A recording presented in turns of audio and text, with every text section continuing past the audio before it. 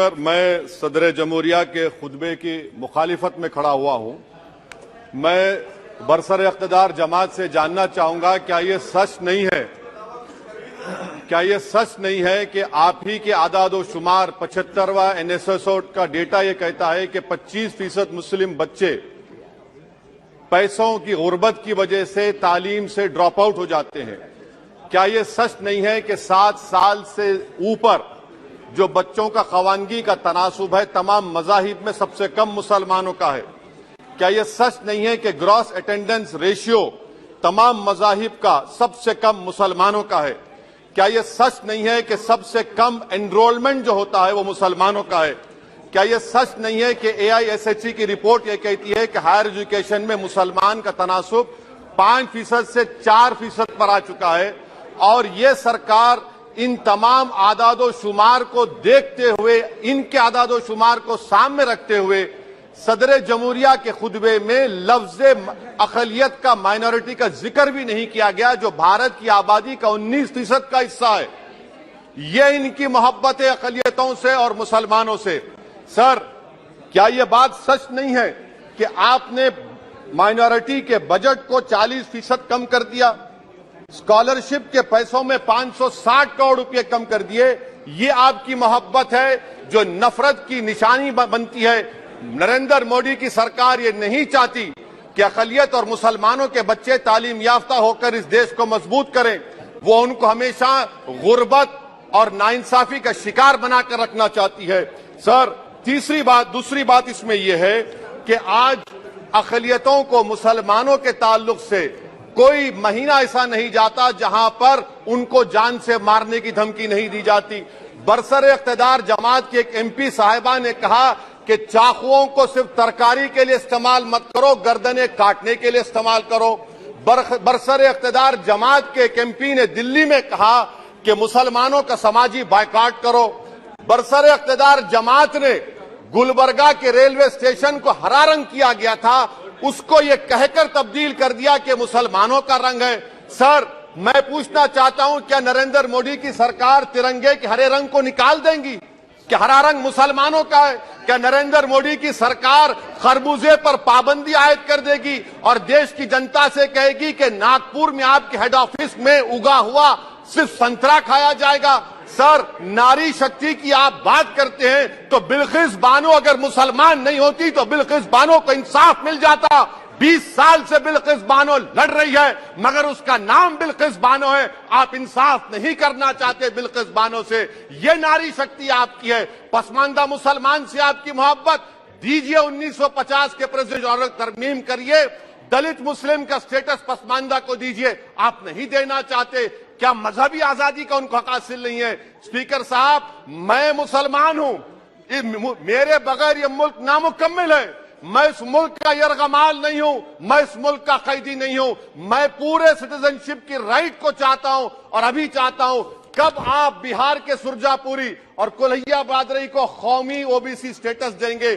Speaker साहब, दूसरी अहम बात मैं कहना चाह रहा हूं, चीन का जिक्र आपने किया। क्या प्रधानमंत्री अपनी जबान को जुम्बिश देंगे और चीन का नाम लेंगे? क्या आप चीन को डेमचौक और डेमसांग से उखाड़ कर फेंकेंगे? DGP कॉन्फ्रेंस में चेयरमैन साहब कहा गया कि 65 पेट्रोलिंग पॉइंट में से 26 पेट्रोलिंग पॉइंट पर भारत की फौज पेट्रोलिंग नहीं कर सकती है। चीन से आप डरते हैं। अरे, डिसएंगेजमेंट हुआ तो डी-एस्केलेशन कब होगा? डी इंडक्शन कब होगा? चीन से आप डरते हैं। 3 साल से चेयरमैन साहब 50,000 भारत की फौज हजारों फीट चोटियों पर बर्फ में खड़ी हुई है। देश के प्रधानमंत्री को क्या भारत की आवाम पर भरोसा नहीं है? भारत की फौज पर भरोसा नहीं है? अरे, चीन का नाम लीजिए वजीर आजम, डरिए मत चीन से। तीसरी पॉइंट सर, हमारे कानून के मंत्री चले गए। पैराग्राफ 79 और 82 में बेसिक स्ट्रक्चर पर, आईनी ओहदों पर बैठे हुए लोग बेसिक स्ट्रक्चर पर तनकीद करते हैं, लॉ मिनिस्टर कॉलेजियम पर तनकीद करते हैं। इस ऐवान में जब NJSE का बिल आया, मैं वाहिद MP था, अब याद होगा आपको, जो मैंने कहा था कि भारत के संविधान के खिलाफ होगा बेसिक स्ट्रक्चर के। इंदिरा गांधी से सबक हासिल करना चाहिए। इंदिरा गांधी कहती थी कि जुडिशियरी मेरी पाबंद होना। अब नरेंद्र मोदी कहते हैं कि जुडिशरी मेरी वफादार होना। इंदिरा गांधी ने 42nd अमेंडमेंट किया, देश की जनता ने इंदिरा गांधी को इख्तियार से बेदखल कर दिया। आप वही इंदिरा गांधी की इरा को ला रहे हैं। आप बताइए स्पीकर साहब, क्या ईसाई मानने वाले व्हाइट टेरर हैं?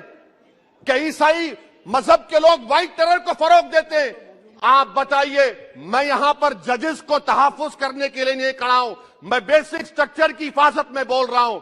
मैं अदलिया की आजादी के लिए खड़ा हूं, मैं एग्जीक्यूटिव की आजादी के लिए खड़ा हूं, लेजिस्लेचर की आजादी के लिए खड़ा हूं। चेयरमैन साहब, कोर्ट का काम यह नहीं है, जजेस का काम यह नहीं है कि नरेंद्र मोदी सरकार की मदद करे।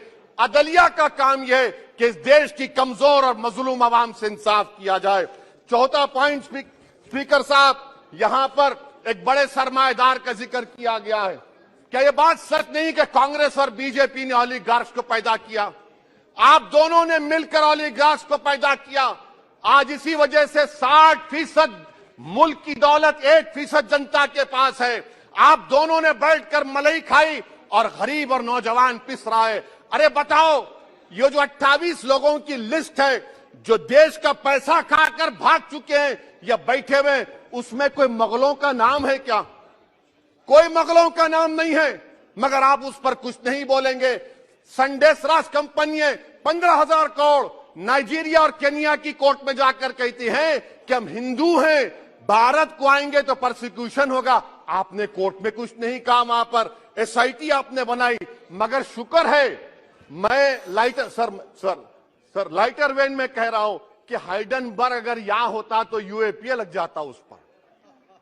और सर, मैं नरेंद्र मोदी सरकार को मशवरा दे रहा हूं लाइटर वेन में कि ये अंग्रेजी का अल्फाबेट ए बड़ा अशुभ है आपके लिए। डबल ए को आपने कहा कि बेटा फाइटर एयरक्राफ्ट बना, बैंकरप्ट हो गया। अब कैपिटल ए को आपने 17 इंडस्ट्री दे दिए, हम पूरे विश्व में मार्केट कैप हमारा 5वें नंबर पर आ गया। सर देश के प्रधानमंत्री से बताना चाह रहा हूं कि वजीर दाखिला का नाम भी ए से शुरू होता है। मैं खत्म कर रहा हूं। मैं चेयरमैन साहब, मैं सरकार से पूछना चाह रहा हूं कि क्या जनवरी 2024 और फरवरी में क्या ये सरकार थर्मो न्यूक्लियर ब्लास्ट करने जा रही है? कि आपने हमारे अतराफ में देख लिया कि उसके अवाक़िब व नताइज क्या निकलने वाले हैं? चेयरमैन साहब, मैं आपको बता रहा हूं कि चीन के बारे में क्या हमको बीबीसी की रिपोर्टिंग की जरूरत पड़ेगी, जिस तरह 2002 गुजरात के बारे में कहा गया।